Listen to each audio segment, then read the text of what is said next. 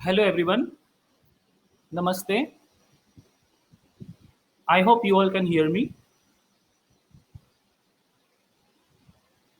I'm taking it that you all can hear me. Namaste to everyone. I am Dr. Jinesh Shah. मेरा नाम doctor Jinesh Shah है. I would like to start by showing my gratitude, my thanks to the whole Calorix group. Prabha Shukla ji hai, Uzma ji hai, Unmesh Dikshit ji hai, who actually arranged this Facebook live this show on mental health, मानसिक स्वास्थ्य के ऊपर. The irony is that कि मैं खुद अभी तक मेरे पास Facebook का खुद का अकाउंट नहीं है, and they actually ने Facebook live में मुझे आके खड़ा कर दिया है, and I still to date I don't have an account. Now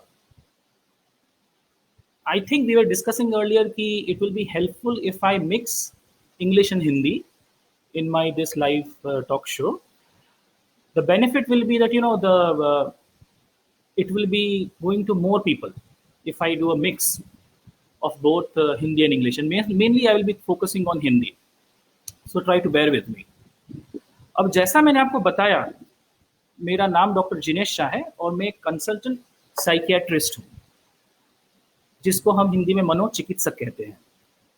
अब ये एक्चुअली बात ऐसी है कि इंडिया के अंदर बहुत ही सारी कंफ्यूजन होती है इसके बारे में, इसलिए it will be very helpful कि मैं इस शो के इस टॉक के स्टार्टिंग में आपको जरा साइकियाट्रिस्ट के बारे में आपको समझाऊं कि मैं कौन हूँ. It will be very useful. ये मेरी और आपकी बात चल रही है अभी, राइट?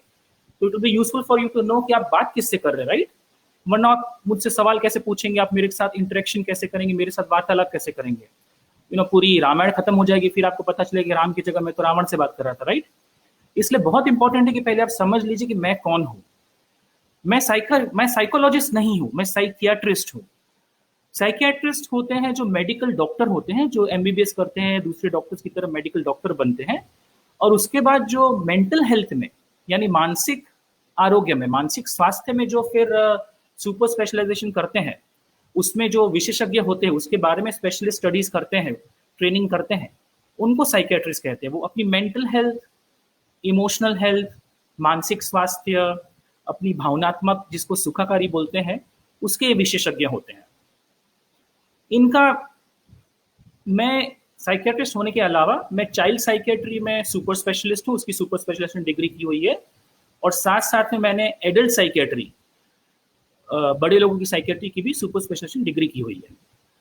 अब हम साइकियाट्रिस्ट लोगों का काम होता है कि किसी के भी जो मन की जो हेल्थ होती है, जो मानसिक स्वास्थ्य है, उसको हम डिटेल्स में असेसमेंट करें, उसको डायग्नोस करें, उसको एक फॉर्मुलेशन बोलते हैं, जिसको हम मेडिकल लैंग्वेज में जिसको हम समरी बोलते हैं, कि भाई ये प्रॉब्लम की जड़ क्या है, उसका रूट कॉज क्या है, उसको समराइज करें, उसको फॉर्मुलेट करें, और उसके हिसाब से उसकी एक ट्रीटमेंट पैकेज हम इंक्लूड करें. ठीक है, उसकी एक ट्रीटमेंट पैकेज हम मिलके डिवाइस करें. और ये जो ट्रीटमेंट पैकेज होती है, उसके अंदर बहुत सारी चीज़ें आती हैं. जनरल थेरेपी आती है, बहुत ही स्पेशलिस्ट काइंड ऑफ थेरेपी आती है, यानी बहुत ही विशेष तरह की थेरेपी, मेडिसिन आती हैं, बहुत सारी चीज़ें आती हैं, बहुत सारी साइको एडुकेशन आता है, फैमिली थेरेपी आती है, साइकोथेरेपीज आती है, बहुत सारी चीज़ें इसमें आती है. और हम साइकियाट्रिस्ट का एक काम होता है कि आपको एसेस करें, डायग्नोस करें, और फिर एक ट्रीटमेंट प्लान हम बनाएं. ठीक है, तो this is what my role is. अभी मुझे अहमदाबाद में, अभी रिसेंटली मैं हूँ अहमदाबाद में, और अहमदाबाद में अब 1.5 साल जितना अब करीब करीब हो गया है. And this is where I come. किसी को भी मन में ये नहीं सोचना चाहिए कि साइकियाट्रिस्ट के पास जाने का मतलब हुआ कि मुझे सीधा ही मेडिसिन मिल जाएगी, या इलेक्ट्रिक शॉक मिल जाएगा, या मुझे हॉस्पिटल में एडमिट कर लिया जाएगा. मैं अहमदाबाद में अपोलो हॉस्पिटल्स जो अहमदाबाद है, उसके साथ मैं अटैच्ड हूँ. मैं वहाँ पे विजिटिंग हूँ, मैं वहाँ का एम्प्लॉय नहीं हूँ, उसका एक विजिटिंग कंसल्टेंट हूँ. और वहाँ पे मेरी क्लिनिक है, उसके 2-3 लोकेशंस है, वहाँ पे मेरी क्लिनिक्स हैं. किसी को भी ये नहीं समझना है कि मुझे दिखाने का मतलब है कि आपको मैं अपोलो के अंदर भर्ती कर दिया, आपको इन पेशेंट बना दिया. ऐसा कुछ नहीं है. मैं इन पेशेंट ट्रीटमेंट करता ही नहीं हूँ. मैं सिर्फ क्लिनिक्स में ही देखता हूँ, और कम्युनिटी में, आपके घर में ही आपकी ट्रीटमेंट करता हूँ. So this is me, and this probably will help you in understanding what kind of questions you want to ask me, and how you want to best use me in this live talk session. Okay, now अब ये जो topic है मन की बात, but this is not a political मन की बात, ये कोई राजनीतिक वो नहीं है, ये एक्चुअली हमारे मन की बात के बारे में हम आप यहाँ पे बात करने वाले हैं। जो साइकेट्री मेडिसिन का एक ऐसा ब्रांच है जो विज्ञान और मन, हमारी हमारे हमारे हमारे दिल, हमारे मन की बातें, हमारी आध्यात्मिकता, हमारी स्पिरिचुअल बातें, हमारे मन की तंदुरुस्ती, इन सब के बीच का एक जो गैप है वो साइकेट्री में आके पूरा होता है। साइकेट्री मेडिसिन का वो पार्ट है जो मेडिसिन को फिलोसॉफी से, दार्शनिकता से, सामाजिक विचारों से, सामाजिक वेलबींग के साथ जोड़ता है। कोई भी साइकेट्रिस्ट ऐसा नहीं है जो फिलोसॉफिकल, साइकोलॉजिकल, लिटरेरी और उसके अंदर दार्शनिक साइड उसकी ना हो, क्योंकि उसी से हमारा पेशा है, उसी से हम किसी के मन की बात को समझ पाते हैं, आदमी के एटीट्यूड को पकड़ पाते हैं, आदमी के बिहेवियर से हमें ख्याल आता है कि ये प्रॉब्लम किस लाइन में ये थिंकिंग कर रहा है and how they are performing in behaving. इसलिए that is a very inherent part of this business. और आपको ये समझना जरूरी है कि मन का मतलब ये नहीं है कि हम पागल हैं। हमारे पास जैसे शरीर है वैसे ही हमारे पास मन है। अगर हमारे शरीर को तकलीफ हो सकती है, हमारे मन को भी तकलीफ हो सकती है। तकलीफ का मतलब यही नहीं कि मन डिजीज्ड हो गया है, मन को डिसऑर्डर हो गया है और पूरी तरह से टूट चुका है।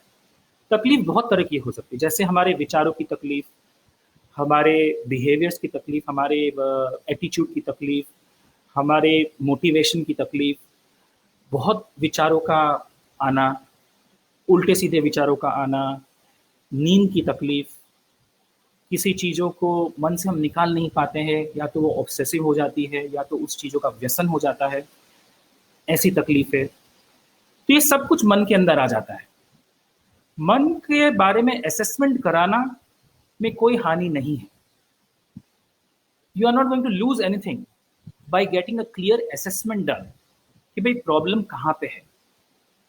उसके बाद उसकी जो डायग्नोसिस और ट्रीटमेंट होती है उसमें then you can have a choice. आप उसके बारे में सोच सकते हैं कि ठीक है, मुझे पता तो चल गया कि क्या प्रॉब्लम है, अब इसको मैं कैसे सॉल्व करूं, कितनी हद तक सॉल्व करूं, किन किन चीज़ों से, थेरेपी से या सिर्फ जनरल सपोर्ट से या किसी मेडिसिन से सॉल्व करना है, वो सब बात की बात है। बात की बात को सोच के अभी से तनाव क्रिएट करना मेरे हिसाब से ठीक नहीं है। ओके,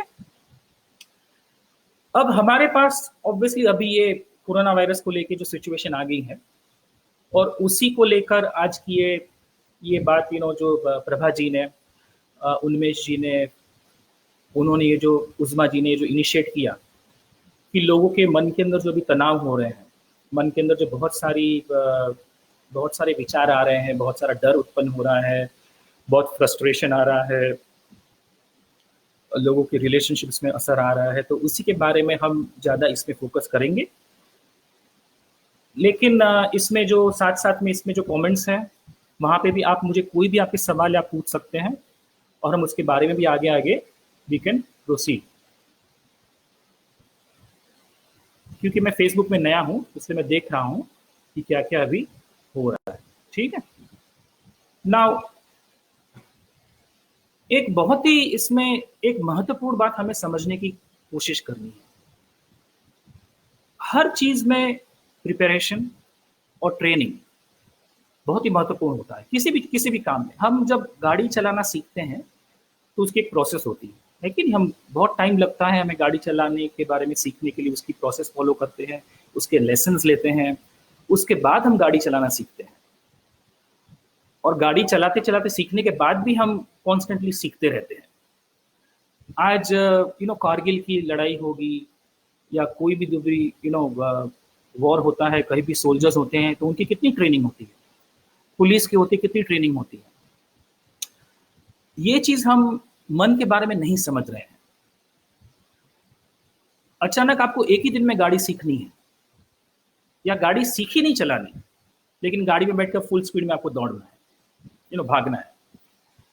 आपने कोई पुलिस की ट्रेनिंग की नहीं, आर्मी की ट्रेनिंग की नहीं, लेकिन सीधा मैदान जंग में जाके आपको तोप में चढ़ जाना है, नेवी शिप्स में चढ़ जाना है, प्लेन्स में चढ़ जाना है, फाइटर प्लेन्स में। वैसे तो नहीं होता ना भैया, इसके बारे में we need to have a proper planning, right. अब 1.5 साल से मैं अहमदाबाद में हूँ, I am trying my best like a lot of other people as well in terms of raising awareness about mental health. मानसिक स्वास्थ्य के बारे में सोचिए, उसके बारे में जरा जागरूक होइए। और अच्छा है, काफी लोग जागरूक है भी, सोचते हैं, करते हैं। हाँ, मन की तो बात है ना, हाँ हाँ करते हैं, सोचते हैं, जरूर जरूर डॉक्टर साहब हम सोचते हैं, करते हैं। अब अचानक कोरोना महामारी आ गई और अचानक ही सबको जानना है कि कैसे हम मन को कंप्लीटली ठीक करें। तो इस चीज के बारे में आपको गौर रखना पड़ेगा कि हमारे मन का कंट्रोल 1 या 2 दिन में हम क्या कर रहे हैं उससे नहीं होने वाला है। हमारे मन का कंट्रोल डिपेंड करेगा कि हमने अपने मन को इतने सालों में किस किस मोड में, किस किस तरीके से उसको मैनेज किया है और उसमें कैसे उस चीजों को हैंडल किया है। वो जो बेसिस, जो फाउंडेशन है, वो हमारा बहुत ही क्रूशियल है। इसका मतलब ये भी नहीं है कि हम हाथ जोड़ के बैठ जाएं कि भाई चलो ठीक है, अब मैंने इतने दिन कुछ नहीं किया तो अब भी कुछ नहीं कर पाऊंगा। जागे तब से सवेरा, उसी तरह अभी भी हम बहुत कुछ कर सकते हैं। और सबसे बड़ी बात तो ये है कि अभी भी हम शायद ये रियलाइज नहीं करें कि हमने ऑलरेडी काफी फाउंडेशन कर ही लिया है। शायद हमने उसको सोचा नहीं है, उसको अभी तक हमने रियलाइज नहीं किया है, लेकिन हमारे पास बहुत ही अच्छा फाउंडेशन उसका ऑलरेडी पहले से है ही। स्पेशली मैं समझता हूँ कि अपनी जो आर्य संस्कृति है, जो सनातन धर्म है, जो इंडिया की जितनी भी रिलीजन है, जितनी भी कल्चरल और फेथ है, उसके अंदर बहुत पहले से ही हमारे पास बहुत ही स्ट्रॉन्ग फाउंडेशन है हमारे पास। हम इसको शायद आहिस्ता आहिस्ता भूल गए हैं। हमारे अंदर जो तन और मन का जो रिलेशनशिप है, वो बहुत सालों से, सैकड़ों सालों से हमने उसको इस्टेब्लिश किया हुआ है।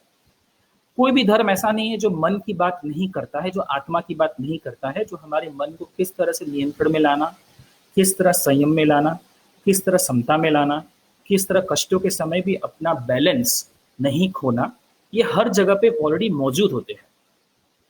उसको हम शायद प्रॉपरली शायद यूज नहीं कर पाते हैं, लेकिन उसके बारे में हमें काफी नॉलेज पहले से ही होता है। मैं और आप, हर हर एक पर्सन, हर एक बच्चा, हर एक जवान, हर एक बूढ़ा अपने इस मन के जो थ्रेशोल्ड है, मेंटल हेल्थ जिसे मैं कहूंगा, इमोशनल हेल्थ, हर एक का पड़ाव अलग होगा। आपका पड़ाव क्या है वो आप खुद ही पहचान पाएंगे कि कष्ट के समय में, तकलीफ के समय में आपका मन कैसे रिएक्ट करता है, स्ट्रेस को कैसे हैंडल करता है, आप कितना हताश होते हैं, आप कितना एक्साइट हो जाते हैं, आप कितना ओवर एक्साइट हो जाते हैं, आपके लिए अपना ईगो कितना प्रॉब्लमेटिक है, आपका, आपके अंदर की जो फीलिंग है वो आपको अभिमान बनकर आपको रोकता है, क्या आपका स्वाभिमान बनकर आपको आगे बढ़ाता है। ये सब चीजें हमारे अंदर, हमारे मन का एक बैरोमीटर है, उसका एक थर्मोमीटर है। उससे हमें अपने आप ख्याल आ जाता है कि हम किस टाइप की पर्सनालिटी है। क्या मेरे मन में हमेशा ऐसा लगा रहता है कि लोग मेरी वाहवाह करें, लोगों को पता चले कि मैंने क्या किया है? क्या मुझसे, क्या मेरा मन हमेशा हताश हो जाता है कि लोग मेरी वाहवाह नहीं कर रहे हैं? क्या मैं हमेशा किसी चीज की नेगेटिव पहले सोचता हूँ और पॉजिटिव बाद में देखता हूँ? क्या मैं किसी भी चीज में एक ऑप्टिमिस्टिक एटीट्यूड जिसे बोलते हैं, एक सकारात्मक जो वलन, सकारात्मक एक एटीट्यूड जिसे बोलते हैं, वो नहीं रख पाता हूँ? ये सारी चीजें आपकी पर्सनालिटी, आपकी मेंटल हेल्थ का एक इनिशियल बेसलाइन आपका वो है। उसके ऊपर से आहिस्ता आहिस्ता एक जो बेसलाइन होता है, उसके ऊपर से छोटे मोटे प्रॉब्लम्स, माइल्ड प्रॉब्लम जैसे बोलते हैं, फिर थोड़ा आगे बढ़ के थोड़ा डिसऑर्डर्स, डिजीजेस और सीवियर प्रॉब्लम्स, वैसे कर करके उसके ऊपर डेवलप होता है। और उसी चीज को समझना बहुत ही जरूरी है। अभी ये जो कोरोना वायरस का जो जो अभी जो करंट जो सिचुएशन है, एक तरह से आप देखें तो स्ट्रेस ने अभी कोरोना वायरस का रूप लिया हुआ है। अगर आपने पहले से स्ट्रेस को हैंडल करने के बारे में काफी आपने तैयारी की होती, तो आपकी वही तैयारी आपको अभी उसी तरह अक्षर अक्षर, as it is, word to word, आपको अभी उसी तरह आपको काम में भी लग जाती।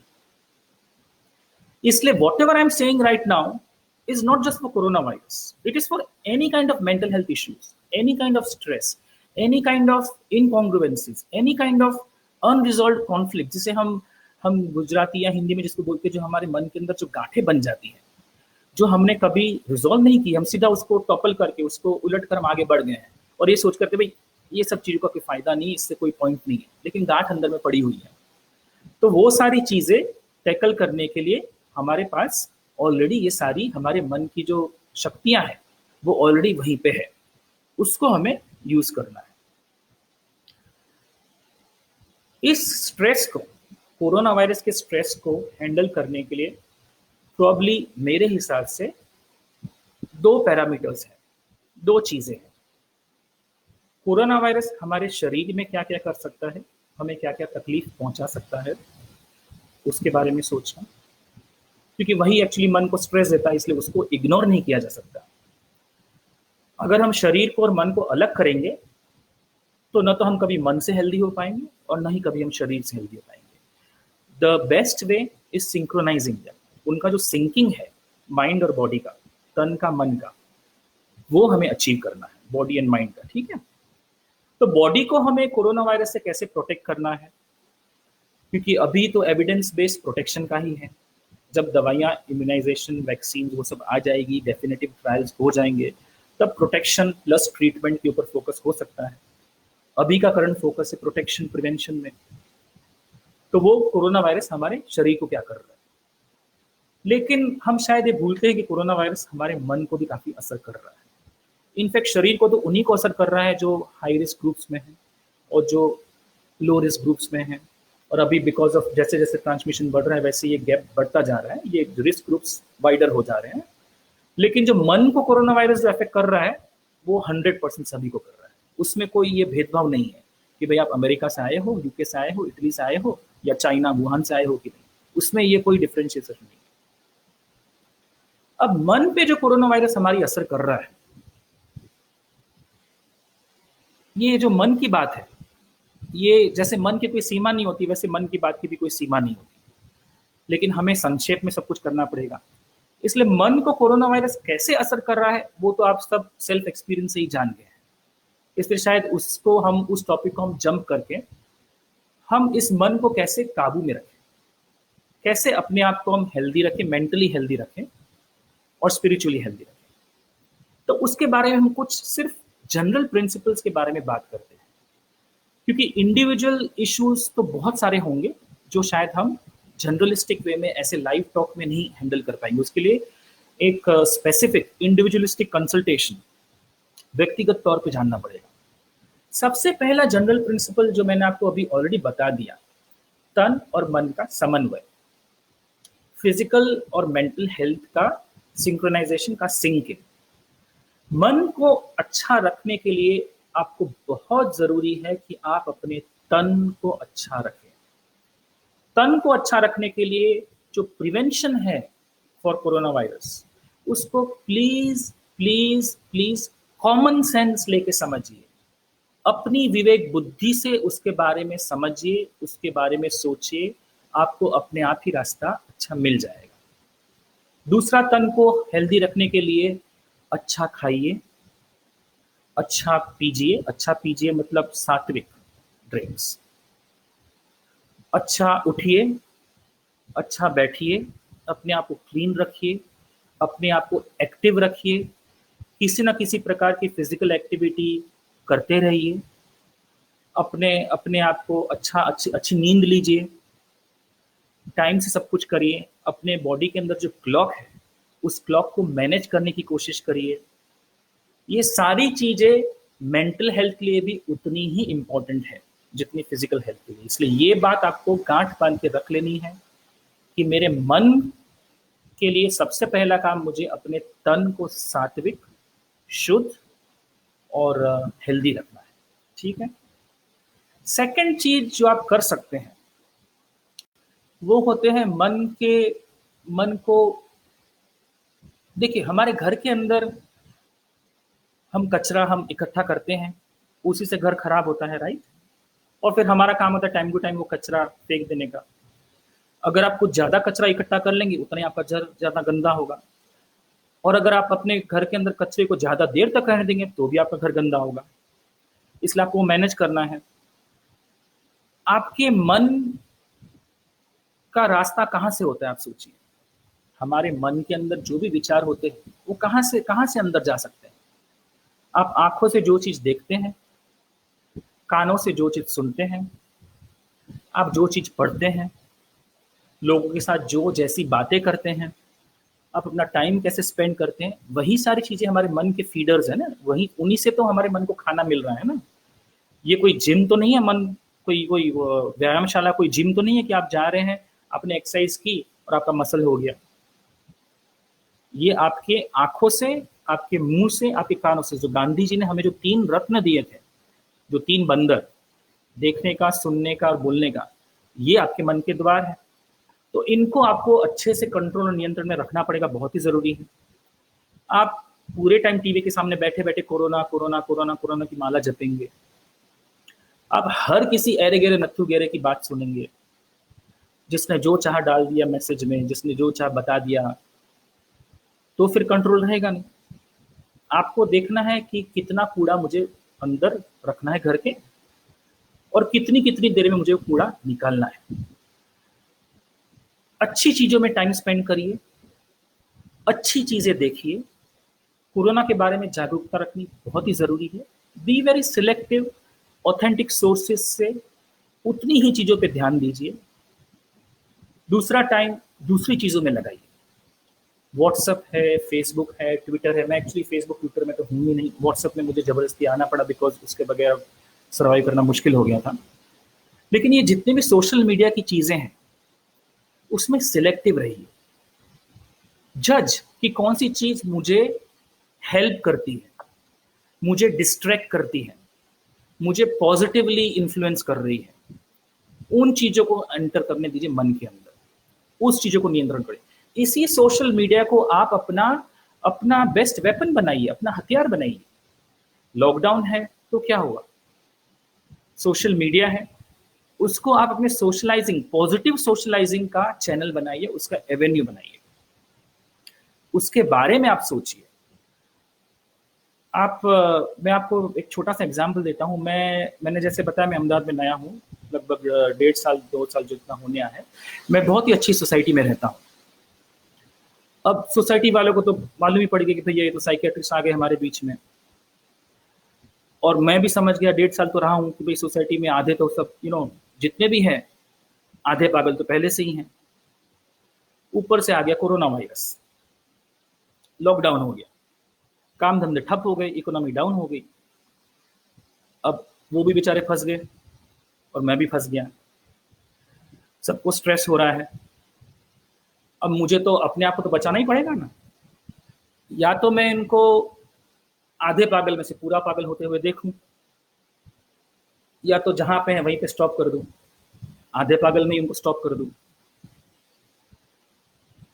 और करूं जो भी, फंसना तो मुझे है ही। आधे पागल में भी स्टॉप मुझे ही करना है, और पूरा पागल होने के बाद भी मुझे ही आना पड़ेगा, और ऊपर से फीस भी मिलेगी नहीं। તમે तो हमारा मित्र छो, परिवार छो, इसलिए वो भी बात वहां पे गई। तो करना क्या है, हमने सोशल मीडिया को, व्हाट्सएप को, वीडियो कॉन्फ्रेंसिंग को, इन सब चीजों को हमने यूज किया है अपने मन को प्रफुल्लित रखने में, अपने आप को पॉजिटिवली डिस्ट्रैक्ट करने में, जिससे कि हम ये लॉकडाउन में भी अपने आप को पॉजिटिवली इन्वॉल्व कर पाए। हम एक दूसरे के साथ सोशल इंटरेक्शन कर पाए, एक दूसरे के साथ हंसी मजाक कर पाए। पूरे दिन रोने से अच्छा है कि चलो आधे दिन रो लो, आधे दिन हंस लो। वैसे करके हम एक दूसरे को हेल्प करें। इसे कहते हैं group therapy model. We are being therapist of each other. आप भी ऐसा करिए। एक्चुअली बहुत सारे लोग तो ऑलरेडी कर रहे हैं, लेकिन करने में आपको ये ख्याल रखना है कि आप जो भी लोगों के साथ आप जो भी ग्रुप्स बनाए, उसके अंदर एक positive active involvement of mind होना चाहिए, पैसिव इन्वॉल्वमेंट नहीं। आपका मन सोचने पे मजबूर हो जाए, कुछ ना कुछ करने पे मजबूर हो जाए, ऐसी ऐसी एक्टिविटीज इसके अंदर होनी चाहिए, तभी ये आपको पॉजिटिवली डिस्ट्रैक्ट कर पाएगा। अगर आप किसी को बैठे बैठे गीत सुना दे, तो वो गीत तो मैं कानों से सुन रहा हूँ, लेकिन मन के अंदर तो मेरा कोरोना वायरस चलेगा ही। टीवी के सामने मैं रामायण महाभारत देखने बैठ जाऊं, तो वो तो मैं देख रहा हूँ, लेकिन मन के अंदर कोरोना की महाभारत चली रही है। Those are passive involvements. आपको एक्टिव इन्वॉल्वमेंट वाली एक्टिविटीज अभी सोशल मीडिया को, गैजेट्स को यूज करके करनी बहुत ही जरूरी है। ये हो गया सेकंड उपाय। तीसरा उपाय है कि आपके आपके अंदर जो पॉजिटिव जो एनर्जी है, आपके अंदर एक पॉजिटिव डिस्ट्रैक्शन की जो क्वालिटीज हैं, उनको आप वापस उनको ढूंढिए। जो जो चीज आपकी छुपी हुई है उनको आप यूज करिए अपने आप को सेल्फ मोटिवेट करने के लिए। कुछ भी हो सकता है, किसी को सिंगिंग का इंटरेस्ट हो, किसी को पढ़ने का इंटरेस्ट हो, किसी को आध्यात्मिक इंटरेस्ट हो, किसी को किसी को एक्सरसाइज का इंटरेस्ट हो। जो भी चीज हो, उन उन चीजों को अभी आप पॉजिटिवली यूज करिए। पहले की आपकी लाइफस्टाइल के कंपैरिजन में शायद आज लॉकडाउन की लाइफस्टाइल आपको शायद ज्यादा अपॉर्चुनिटी देगी इन चीजों को पॉजिटिवली यूज करने का। इन चीजों को बोलते हैं पॉजिटिवली अपने आप को इन्वॉल्व करना। Next, something which is called self therapy. खुद ही अपनी थेरेपी करना चालू करिए। ये जो मैंने अभी बोला, जो पॉजिटिव चीजों करने हैं, उसी का ये बड़ा भाई है एक्चुअली, उसके साथ लिंक्ड ही है, लेकिन उसको थोड़ा हायर लेवल में आपको ले जाना है। उसको आपको यूज करना है थेराप्यूटिकली। आपने शौक के हिसाब से पॉजिटिवली अपने आप को खुश करने के लिए कर दिया, लेकिन अगर मन के अंदर जो गलत विचार आ रहे हो, मन अगर बहुत ही उकता रहा हो, कभी कभी चीजों में मजा नहीं आ रहा हो, तो उसी को हमें थोड़ा थेरेप्यूटिकली उसको मॉडिफाई करके उन एक्टिविटीज को यूज करना है। अपनी अपनी अपनी आध्यात्मिकता, अपने अंदर के शौक, अपने अंदर के जो आर्टिस्ट है, अपने अंदर के जो भी इंटरेस्ट, एरियाज ऑफ इंटरेस्ट है, उनको थेरेप्यूटिकली यूज करना है। अपनी ड्राइंग से, अपनी सिंगिंग से, अपनी अपनी एक्टिंग से। किसी किसी को लिखने का शौक हो सकता है। ये सब चीज को आपको डेवलप करना है, ये बहुत ही जरूरी है। ये वाला जो स्टेप है, प्रॉब्ली मेरे हिसाब से this is the most important step for us at this stage. मैं आपको हाथ जोड़कर एक बात समझाना चाहता हूं। आप एक बात गांठ बांध लीजिए, मैं साइकियाट्रिस्ट हूं और आपको कह रहा हूं, नहीं। किसी भी आदमी से, कोई भी आप बुद्धिजीवी आदमी से आप पूछेंगे, वो आपको ये बात समझाएगा कि सिर्फ पढ़ने से, सिर्फ डिग्री हासिल करने से, सिर्फ किताबी ज्ञान से शायद आप क्लेवर बन सकते हैं, इंटेलिजेंट बन सकते हैं, आप स्मार्ट नहीं बन सकते। Please please realize this. Please look around you. आप इस दुनिया में किसी भी सक्सेसफुल आदमी का एग्जाम्पल मेरे सामने रखिए और मैं आपको बताऊंगा कि क्या वो आदमी सिर्फ पढ़ने में ही अच्छा था, सिर्फ किताबें ही पढ़ता रहता था, सिर्फ एकेडमिक्स में ही अच्छा था। गांधी जी को लीजिए। गांधी जी लिखने में he was a master, he was extremely literary person, he was एक नंबर के फिलोसॉफिकल और दार्शनिक थे। आइंस्टाइन को लीजिए, किसी को भी लीजिए, वो वायलिन बजाने में, कोई किसी चीज में। परफॉर्मिंग आर्ट्स आपके मन का फर्टिलाइजर है। अगर अगर मन की जो उपज है, मन की जो उपजाऊ आपका नॉलेज है, तो performing arts is the fertilizer, is the catalyst जो उसको करेगा। आपके लिए कैलोरिक स्कूल्स के जितने भी बच्चे हैं, उनके लिए, उनके पेरेंट्स के लिए ये बात समझनी बहुत बहुत जरूरी है। हम यहीं पे हम मात खा जाते हैं, स्पेशली इंडिया के जो एजुकेशन सिस्टम है, जो करिकुलम सिस्टम है, इंडिया का लेवल ऑफ कंपटीशन है, इंडिया के माँ बाप के अंदर जो होड़ लगी हुई है और जो बाद में बच्चों के अंदर वही सेम होड़ लग जाती है, उसकी उसकी ये बहुत ही बड़ी ड्रॉबैक है कि we forget the performing arts part inside ourselves and inside our children as well.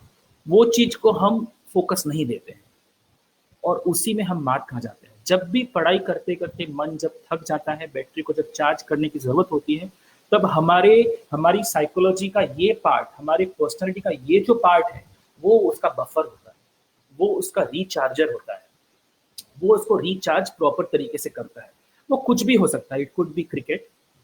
Again remember, मैंने बोला था पैसिव नहीं, एक्टिव। मैं ये नहीं कह रहा हूँ क्या बैठे बैठे 5 दिन तक टेस्ट मैच देख लिया और बोल दे देखो मुझे तो डॉक्टर साहब ने बोला था।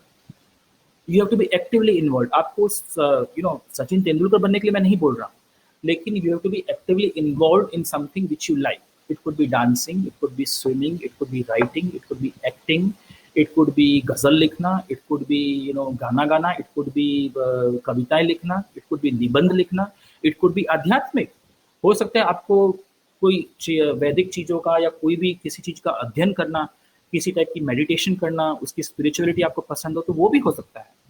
लेकिन that part is most important. वो चीज़ हमें अपने बच्चों में डेवलप करना बहुत ही ज़रूरी है।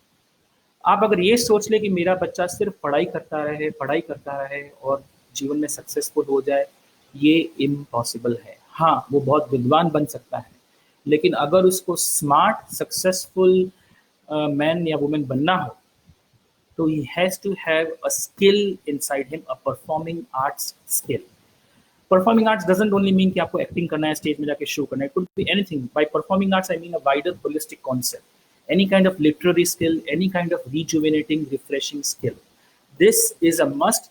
इस बात को गांठ बांध लीजिए. अगर हम ये जनरेशन ये बात समझ जाएंगे, तो the next generation of India will be booming.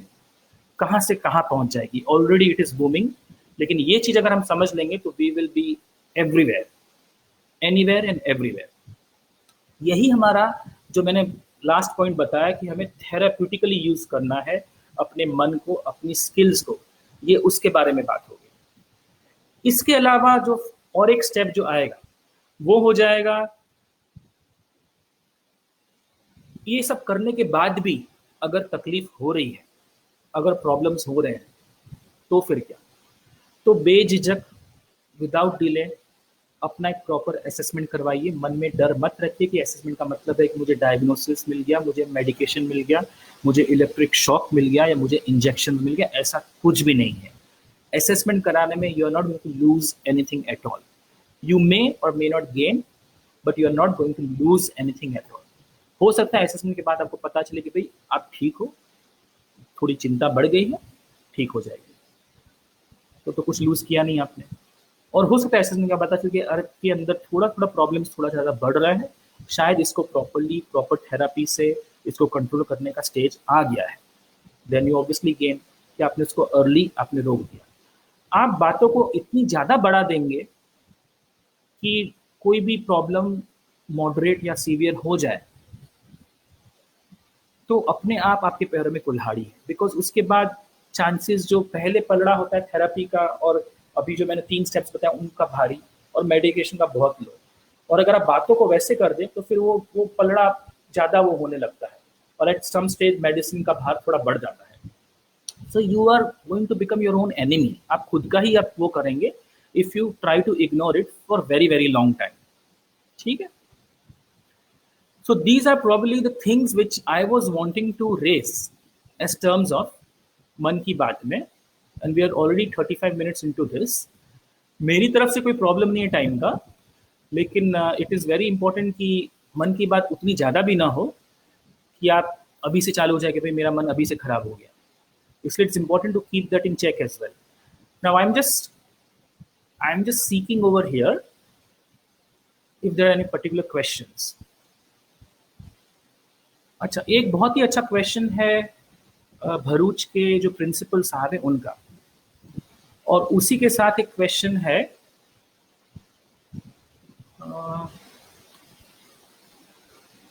Priyanka Modi ji का. सो प्रिंसिपल साहब पूछ रहे हैं कि स्ट्रेस और डिप्रेशन आर दे डिफरेंट, और प्रियंका जी पूछ रही हैं कि what causes poor mental health. इन दोनों सवालों के आई थिंक क्वेश्चन, इनके आंसर्स एक ही साथ वी कैन थिंक. मैं आपको एक सही एक ट्रू एग्जांपल देता हूं, ठीक है, क्योंकि ये स्ट्रेस और डिप्रेशन को डिफरेंशिएट करने के लिए. बहुत साल पहले की बात है, 2005 की बात है. मेरे फादर अचानक पास अवे हो गए. You know he passed away. और स्वाभाविक है कि फादर के अचानक पास हो जाने से किसी को भी धक्का लगेगा, मुझे भी धक्का लगा. काफ़ी दिनों तक मैं काफ़ी लो फील कर रहा था. मैं उस वक्त इंडिया में नहीं था, बाहर था. वैसे तो मैंने ऑब्वियसली फादर जब उनकी इल हेल्थ थी तब तो मैं 1 महीने में 3 बार इंडिया आ गया था ऑलरेडी, इसलिए वैसे नहीं. लेकिन जो उसके बाद जब मैं गया तो काफ़ी दिनों तक मुझे काफ़ी लो फील कर रहा था. मुझे सवेरे उठ के ऐसा लगता था कि भाई क्या फ़ायदा, काम में जाऊँगा, पैसे कमाऊँगा, इससे होने क्या वाला है. एक दिन अचानक आएगा जब सब कुछ खत्म हो जाएगा. What is the point. लोगों से बात करने की इच्छा नहीं होती थी, खुद का ख्याल रखने की इच्छा नहीं होती थी। वैसा काफी दिनों तक चला रहा। आप इसको डिप्रेशन बोलेंगे? क्या बोलेंगे आप उसको? ये डिप्रेशन नहीं है, ये नॉर्मल रिएक्शन है to a normal stress in life. इसको हमारी भाषा में अगर हम बोलेंगे तो इसको बोलते हैं नॉर्मल ग्रीफ रिएक्शन या नॉर्मल bereavement। वही डिफरेंस है स्ट्रेस और डिप्रेशन में। किसी चीज के बारे में चिंता करना स्ट्रेस, उसके बारे में ज्यादा व्याकुल हो जाना वो स्ट्रेस एक लेमेन्स टर्म है। डिप्रेशन एक क्लिनिकल टर्म है। जब इन दोनों में फर्क शायद उनकी डिग्री, ड्यूरेशन, फ्रीक्वेंसी, उनके नेचर में है। अगर मैं जो मैंने आपको एग्जांपल दिया 10 दिन 15 दिन तक मुझे ऐसा लग रहा था, लेकिन फिर भी मैं काम में जा रहा था, मैं रोज काम में जाता था, काम के अंदर प्रॉपर ट्रीटमेंट सबकी करता था, सबको डायग्नोस वो सब करता था और आता था। ये बात अलग है कि बहुत मजा नहीं आ रहा था, लेकिन जा रहा था। अगर समझ लीजिए कि 10 दिन की जगह 10 हफ्ते हो गए, अभी भी मैं वैसा ही हूँ, सवेरे बेड से उठ ही नहीं रहा हूँ, वही कंबल ओढ़ के पड़ा ही हूँ कि नहीं मुझे उठना ही नहीं है, मुझे देखना ही नहीं है, मुझे सूरज का चेहरा ही नहीं देखना है। I don't care about the sun rising. मुझे काम में जाना ही नहीं है, मुझे फोन उठाने नहीं है, मुझे खाना पीना छोड़ देना है, मुझे अब जीना ही नहीं है, क्योंकि ये पॉइंट ही नहीं है जीने का। या मुझे रोज रोज लग रहा है कि जैसे मेरे पापा मुझे फोन कर रहे हैं, मुझे उनकी आवाज सुन पड़ रही है, वो मेरे सामने खड़े हैं, तब वो ग्रीफ रिएक्शन, वो बेरीमेंट रिएक्शन नहीं रहता, तब वो स्ट्रेस नहीं रहता, तब वो बन जा रहा है Aahista Aahista, it is going into depression. ये इसकी इसकी डिफरेंस है। इस चीज को ऐसे समझाना बहुत डिफिकल्ट है, क्योंकि हर एक आदमी का कहाँ पे स्ट्रेस खत्म हो रहा है और कहाँ से डिप्रेशन चालू हो रहा है डिफरेंट होता है। हर एक की, मैंने जैसे आपको पहले ही समझाया कि इसका बैरोमीटर, इसका टेम्परेचर, इसका जो थर्मोमीटर है बहुत ही डिफरेंट होता है, हर का डिफरेंट होता है। इसके लिए हमें जानना पड़ता है कि आपकी लाइफ कैसी है। जो प्रियंका जी ने सवाल किया what causes poor mental health, वो इसी से लिंक्ड आ जाएगा कि पुअर मेंटल हेल्थ के जो कॉज है वही डिटरमाइन करेगा कि आपके लिए स्ट्रेस है कि आपके लिए डिप्रेशन है। अगर अगर समझ लो कि अगर समझ लीजिए कि आपके मन के अंदर अनरिजॉल्व कॉन्फ्लिक्ट रह गई है, जिसे हम गांठें बोलते हैं, आपके पापा के चले जाने से। ऐसी बहुत सारी चीजें थी जो अभी भी आपको पापा से समझने की जरूरत थी। मैं लेन देन की, पैसे की बात नहीं कर रहा हूँ, मानसिक चीजें की बात कर रहा हूँ, जो आपको अभी भी उनसे समझने की जरूरत थी कि ऐसा क्यों हुआ था, ऐसा नहीं होता तो क्या ठीक रहता। आपके अंदर हो सकता है एज अ बेटे या एज अ बाप बहुत सारे सवाल हो आपके अंदर, जिसका आंसर आपने अभी तक शायद या तो मांगा ना हो, या तो आपको लग रहा हो कि उसका शायद टाइम आया नहीं है मांगने के लिए, बाद में मांग लूंगा। या आपने ये सोचा कि चलो ना, अभी तो मैं अच्छा कमा रहा हूँ, अच्छा मैं पढ़ रहा हूँ, बाद की बात देखेंगे, अभी वो सब चीजें भूल जाता हूँ। इनको कहते हैं अनरिजॉल्व कॉन्फ्लिक्ट्स। अगर ऐसी सारी चीजें आपके मन में चल रही है तो क्या होगा, ये सारी की सारी गांठें अचानक वहीं की वहीं दब गई, क्योंकि अब तो आपके पास वो स्कोप रहा भी नहीं। आपको नहीं समझ में आ रहा है कि मैं उनको इतना मिस क्यों कर रहा हूँ। शायद उनके प्रेम के कारण मिस कर रहा हूँ, कि शायद मुझे बहुत सारी चीजें मेरे अंदर कंफ्यूजन पैदा कर रही हैं, जिसका अब कभी मुझे हल नहीं मिलेगा, इसलिए मैं मिस कर रहा हूँ। ठीक है।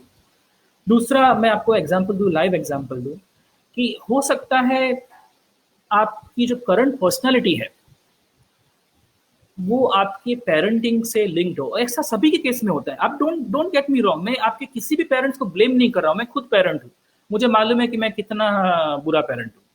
इसमें किसी की ये कोई ब्लेमिंग और शेमिंग की गेम है ही नहीं। Mental health, mental health is about understanding you and your life and your principles, your attitudes. हो सकता है आपकी पेरेंटिंग ऐसी रही हो जहाँ पे आपको काफी स्ट्रिक्ट पेरेंटिंग मिली हो, जहाँ आपको हर कदम रखने के पहले आपको 10 बार आपको अपने आप को जस्टिफाई करना पड़ा हो सकता है आपकी पेरेंटिंग ऐसी रही हो जहाँ पे आपको कि नहीं नहीं नहीं, तुम क्या गवैया बनोगे, दिमाग खराब है, तुम क्या नौटंकी करोगे, हैं तुम क्या नाचने वाली बनोगे, ये सब क्या है, पढ़ाई करो, मेडिकल करो और निकलो बाहर, बस और कुछ नहीं, पैसा गिनो और पैसा गिनवाओ, वही है। हो सकता है। हो सकता है ऐसी पेरेंटिंग मिली हो कि नहीं नहीं, ये सब रोना धोना नहीं होना चाहिए भैया, जाओ काम करो और अपना रिजल्ट दिखाओ। ये सारे फैक्टर्स होते हैं जो गवर्न करते हैं हमारी मेंटल हेल्थ को। प्रियंका जी, आपका जो क्वेश्चन है उसको मैं थोड़ा चेंज करना चाहता हूँ कि what is the cause of poor mental health. What do you mean by poor? आपको जो चीज पुअर लग रही है मेंटल हेल्थ, हो सकता है मेरे हिसाब से दैट्स गुड मेंटल हेल्थ, हो सकता है that's rich mental health, who knows. what are the causes of different mental health kind of tendencies, personality traits, factors, that is a more better way of looking at it. ये सारी चीजें determine करती है कि आप life में कहाँ कहाँ पे आप अटकते हैं. इसका मैं आपको और एक एग्जांपल दूं. मेरे पास कोई असेसमेंट के लिए आता है, इससे डिप्रेशन का, ठीक है, आप 10 मिनट में उससे बात कर लीजिए कि भाई तुम्हारा मूड खराब है, तुम्हें ऐसे ऐसे थॉट्स आ रहे हैं, किसी चीज की इच्छा नहीं हो रही, ले लो भैया डिप्रेशन की 6 गोली खा लो और ठीक हो जाओगे. वो तो असेसमेंट नहीं हुआ. मुझे जानना पड़ता है कि इसकी मेंटल हेल्थ का डिप्रेशन के साथ क्या लिंक है. ये 30 साल का नौजवान मेरे सामने क्यों इतना डिप्रेस्ड बैठा हुआ है, ऐसी क्या क्या चीजें उसकी लाइफ में हो चुकी हैं जिसके कारण इस पड़ाव में आके वो डिप्रेस्ड हो गया है. हो सकता है अभी का कॉज हो कि उसकी मैरिटल कुछ प्रॉब्लम चल रहे हैं या कोई फाइनेंशियल इशू चल रहा है, जॉब के अंदर कुछ डिससेटिस्फेक्शन चल रहा है, इसलिए वो डिप्रेस्ड हो गया है. लेकिन that is not assessment. Assessment मुझे ये बताएगा शायद यही नौजवान अपने पूरे बचपन में ऐसी पेरेंटिंग से गुजरा है जहां पे failure had no chance. Failure means gone. हो सकता है वो ऐसे दौर से गुजरा हो जहां पे बार बार उसका दिल तोड़ा गया. हो सकता है वो ऐसे दौर से गुजरा है कि जहां पे उसने दिल की कीमत ही कभी नहीं की है. उसको यही बताया गया कि भैया अपना काम निकाल लो और आगे बढ़ जाओ जीवन में. ये सारी 6 फैक्टर्स डिटरमाइन करते हैं. प्रियंका जी आपके क्वेश्चन को कि व्हाट डिटरमाइंस मेंटल हेल्थ. उन चीजों को समझ के पता चलता है कि ये आदमी आज क्यों डिप्रेस्ड है. आज हो सकता है उसके फाइनेंशियल प्रॉब्लम हुआ, लेकिन उसका जो स्कीमा है, उसका 30 साल का जो स्कीमा है, उसने उसको ये सिखाया है कि कभी भी लाइफ में अगर फेलियर हुए तो यू आर कंप्लीटली लॉस्ट. उसको ये नहीं सिखाया गया है कि फेलियर और success depends on the way you look at it. चुनौती है, आपको उसको फेस करनी है. This is just a small example of your question. अब देखो कुछ और भी इसमें है कि नहीं. अंकुर जी पूछ रहे हैं how does isolation impact mental psyche and immune system. This is a very very interesting question, Ankur ji. Thanks for asking such an interesting question. And this question is very much relevant to the lockdown, isn't it? आज lockdown है.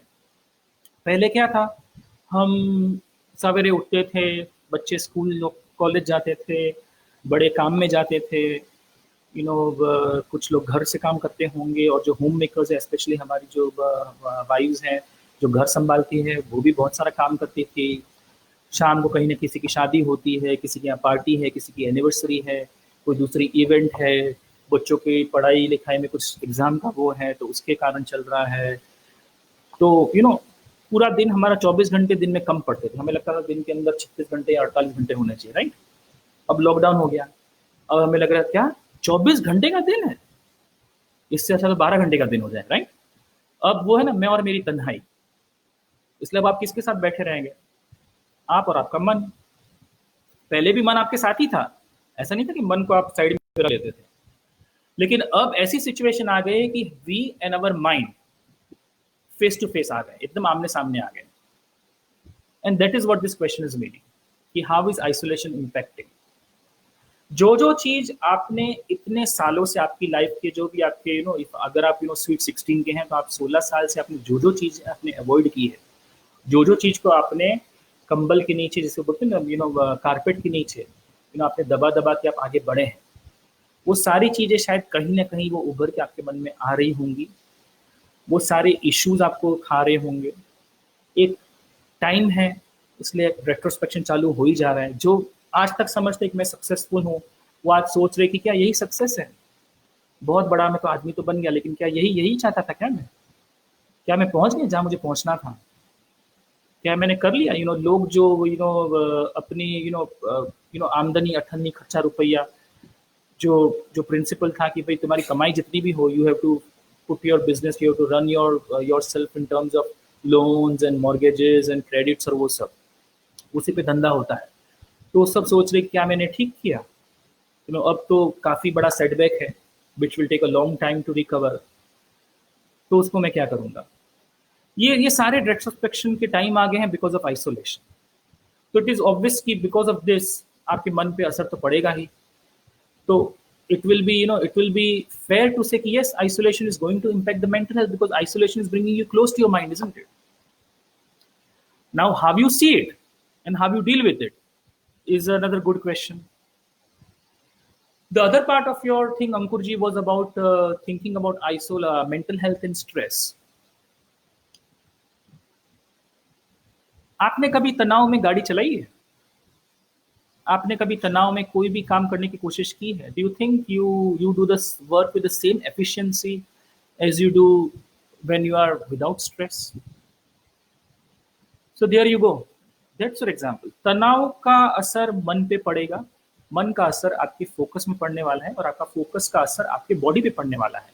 जो आदमी, हम तो ये रोज का example है, जब आदमी घबरा जाता है तो उसकी सांसें ज्यादा तेज चलती है, उसकी हार्ट रेट बढ़ जाती है, उसके बॉडी के अंदर जो हार्मोन्स है, उसके जो न्यूरोट्रांसमीटर्स है, वो अप एंड डाउन होते हैं.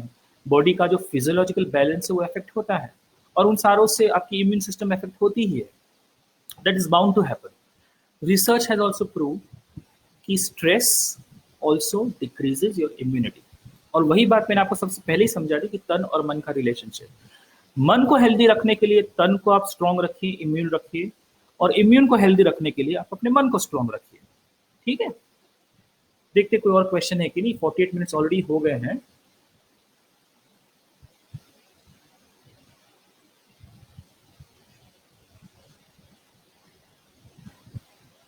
Sneha ji is asking, Sneha Kacha ji,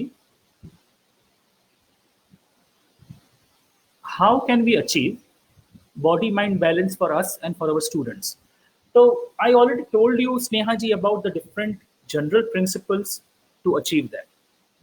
Body healthy, mind healthy. The self positive activities, and take it to the next scale, which is self therapy activities. And the most important thing, which I already stressed, is always focus on developing an alter personality within you, within your near and dear ones, within your children.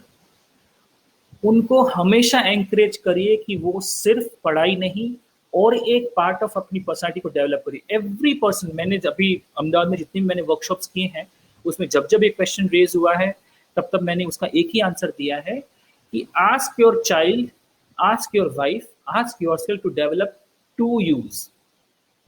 अपने अंदर 2 चीजों को develop करिए. Jinesh Shah, consultant psychiatrist, consultant child and adult psychiatrist, consultant family psychiatrist, ये हो गया 1 me. इसके अलावा I need to have another me inside me. I say 2 U's. आपके अंदर there should be 2 U's, at least 2 identities. You are a businessman, as well as you are somebody who likes writing poems. मैं आपको नहीं कह रहा हूँ कि आप कैफी आजमी साहब बन जाइए, आप गुलजार बन जाइए, आप आप जावेद अख्तर जी बन जाइए, but you still like writing poems. You are Mr. So and so, and at the same time you are a very good swimmer. You are Mrs. So and so, at the same time you are also very good spiritual advisor.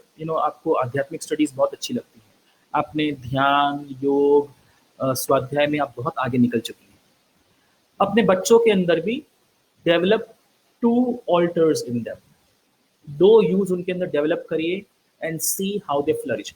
हो सकता है आपको लगेगा, क्योंकि हम तो Indian है ना, इसलिए हम हमेशा क्रेडिट डेबिट नहीं मानते हैं. आपको लगेगा लो 99 की जगह इसका 95 आ गया, बिकॉज ऑफ मैंने इसको दूसरा चीज ज्यादा डेवलप करने के लिए बोल दिया, इसलिए 5% उससे कम हो गया. लेकिन बिलीव मी, ये 95 वाला जो बच्चा होगा, वो आप 40 साल की उम्र में आप उसके पास जाइएगा और देखेगा कि वो 99 वाला बच्चा और 95 वाला बच्चा में से कौन ज्यादा सक्सेसफुल है. Successful doesn't mean just money. कौन ज्यादा स्मार्ट है, कौन ज्यादा खुश है, कौन ज्यादा बैलेंस्ड है, कौन है जो तकलीफ के टाइम में भी टेर लेता है, और कौन है जो तकलीफ में टेंस होके, एंग्शियस होके, एंग्जाइटी डिसऑर्डर में मैं सांस नहीं ले पा रहा हूँ, मेरे सांस फूल रही है करके कौन बैठ जाता है. So that is my brief answer कि how to achieve this balance between our mind and body. Let me see if there is anything else important as well.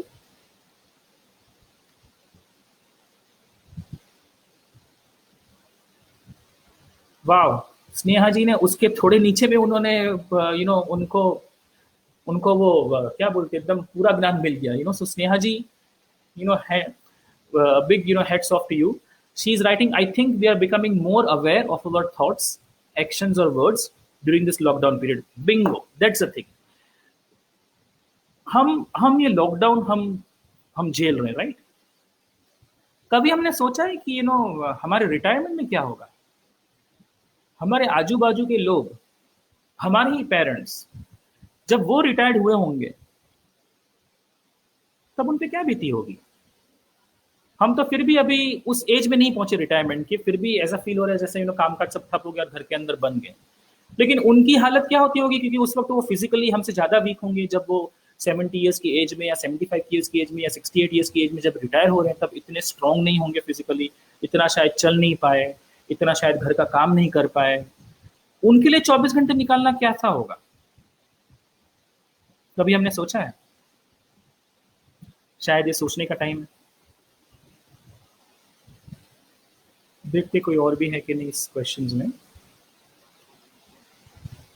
Actually बहुत सारे क्वेश्चंस आ गए हैं।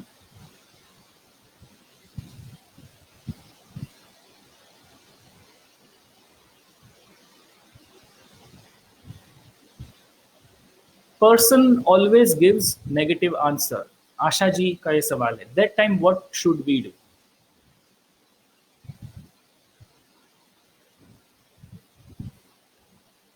आई am not sure whether Asha ji married है कि नहीं। अगर वो मैरिड है तो she already has the answer, because I think this is the question for all married people. We are used to people who always give negative answers to us, and I'm telling you as a psychiatrist, because I'm telling you from both sides. मेरी बीवी भी यही सोचती है मेरे बारे में कि ये जिनेश तो बस नेगेटिव ही हमेशा बोलेगा, और मैं भी उसके बारे में यही सोचता हूँ। इसलिए आई थिंक अभी तक तो Asha ji you should have become used to it. अगर आपकी शादी नहीं हुई है, अगर आपकी शादी हो चुकी है, अगर आपकी शादी नहीं हुई है तो धीरज रखिए, अपने आप आपको पता चल जाएगा, इसकी चिंता मत करिए। किसी से नेगेटिव आंसर का मिलना doesn't necessarily mean that you are wrong. कोई आदमी आपके सामने अगर नकारात्मक है, पेसिमिस्टिक है, जो आपकी हर बात को तोड़ रहा है, जो हर बात में अपनी चालाकी दिखाने की कोशिश कर रहा है, जो हर बात में आपको टॉपल करने की कोशिश कर रहा है, जो नकारात्मक है, उसका जरूरी नहीं कि उसका मतलब ये हुआ कि आप ही की गलती हो सकता है वो आदमी स्ट्रेस्ड है, वो आदमी फ्रस्ट्रेटेड है, अपने आजू बाजू के स्ट्रेस को हैंडल नहीं कर पा रहा है, इसलिए उसका ये एटीट्यूड है। ऐसे में आपको you have to understand that person as a patient, as somebody who needs help. उसके प्रति आपकी सहानुभूति रखिए, वो आपको हेल्प करेगी। सेकंड सिनेरियो, हो सकता है कि उस आदमी की अपब्रिंगिंग, मैंने जो आपको क्या बताया, mental health depends on each and every part of your life, how your schemas, how your mental journey has been throughout, isn't it? हो सकता है उसके कारण वो आदमी इतना नेगेटिव है। उसको यही सिखाया गया है कि तुम जब तक उसका खुद का, इसमें negative is a very general term. Usually people are very insecure about themselves, and that is why the only way they can feel secure about themselves is by throwing कीचड़ at others, because that is the only way. You will see around people कि आपके सामने राम भी आ जाएंगे तो भी उनको ये बोलते नहीं बनेगा कि अरे ये तो राम भगवान है, उसमें भी वो छोटे हो जाएंगे। तो इसका मतलब क्या राम भगवान को दुखी हो जाना चाहिए कि अरे बाप रे मैं शायद रावण हूं? नहीं, it is not Ram's fault. उस आदमी की थिंकिंग, उसका एटीट्यूड, विच इज अगेन उसमें भी उसका फॉल्ट नहीं, उसकी लाइफ का फॉल्ट है। वो the way they have experienced life. उनके पेरेंट्स को भी ब्लेम नहीं है। लाइफ की एक्सपीरियंसेस, हमारे बहुत सारे फैक्टर्स, अपने एनवायरमेंटल फैक्टर्स होते हैं जिसके कारण वो होते हैं, जो हमारे हाथ में नहीं होते। जिससे धर्म में अंदर इसको कर्म की थ्योरी बोलो, इसको आप जाति स्मरण की थ्योरी बोलो, वो अलग अलग थ्योरीज अलग अलग धर्म में इसके बारे में है, which is exactly scientifically true as well. उसके बेसिस पे उस आदमी का एटीट्यूड होता है। इसलिए वो भी उस स्टेज में, now you can see them as a patient कि ये फ्रस्ट्रेटेड है, स्ट्रेस्ड है, इसलिए ऐसा है। That's a person, so you don't worry. It has got nothing to do with you. Third हो सकता है possibility कि actually that person is negative because शायद there is something definitely wrong with you as well. ये possibility भी हो सकती है। And that is where you have to, that is the only thing which is in your control. For one third things are because of their personality. One third things are because they probably are currently undergoing some difficulties. इसके अंदर you have to support them. आप negative हो जाऊंगा, वो नहीं. आप जरूर किसी तनाव में हो, let me help you, let me support you, आपके तनाव को दूर करने की कोशिश करूं, तो अपने आप शायद ये चीज संभल जाए. और वन थर्ड केसेस में you have to do self retrospection. आपको अपने अंदर प्रतिक्रमण करना है, अपने अंदर आपको झांकना है, अपने अंदर आपको सोचना है कि क्या ऐसा क्या हो रहा है जिसकी आदमी कह रहा है कि मैं नेगेटिव हूं. हो सकता है शायद मैं कुछ ज्यादा ही गलत काम कर रहा हूं, या हो सकता है मेरा काम सही है लेकिन करने का तरीका शायद मेरा गलत हो रहा है. हो सकता है कि मैं कर ठीक रहा हूं, करने का तरीका भी गलत, लेकिन उसको मैं समझा नहीं पा रहा हूं कि मैं क्या कर रहा हूं. आप सेल्फ रेट्रोस्पेक्शन करिए, एक सेल्फ अप्रेजल करिए अपने आप का, जिसको ऑडिट बोलते हैं ना, सेल्फ ऑडिट करके देखिए भी कहाँ पे है, तो अपने आप आपको रास्ता मिल जाएगा कि कैसे करना है. ठीक है.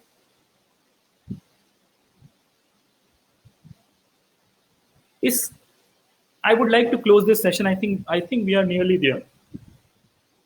Questions बहुत सारे हैं, लेकिन it is really difficult कि each and every question को वो कर दे.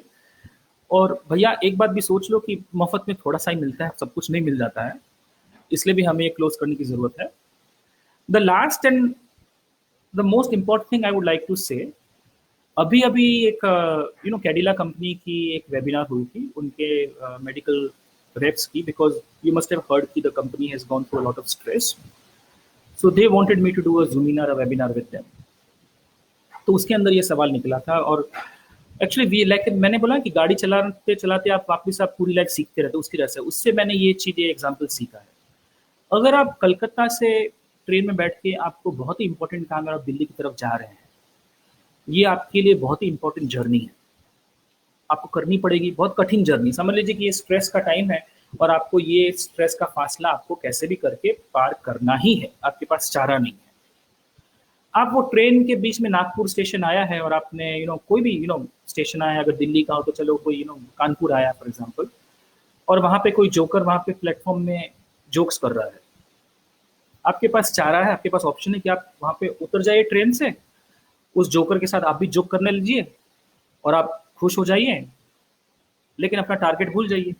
आपको जो पहुंचना था, आपको टाइम से अपनी जर्नी करनी थी, उसको आपने बर्बाद कर दिया इस जोकर के पीछे में.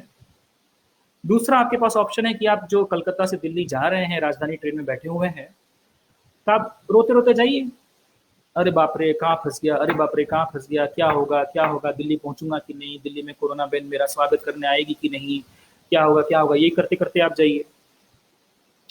तीसरा ऑप्शन है कि आप जो कलकत्ता से दिल्ली जा रहे हैं, आप अपने आसपास के जो लोग हैं उनके साथ हंसते हंसते जाइए, अपने टारगेट में रहिए.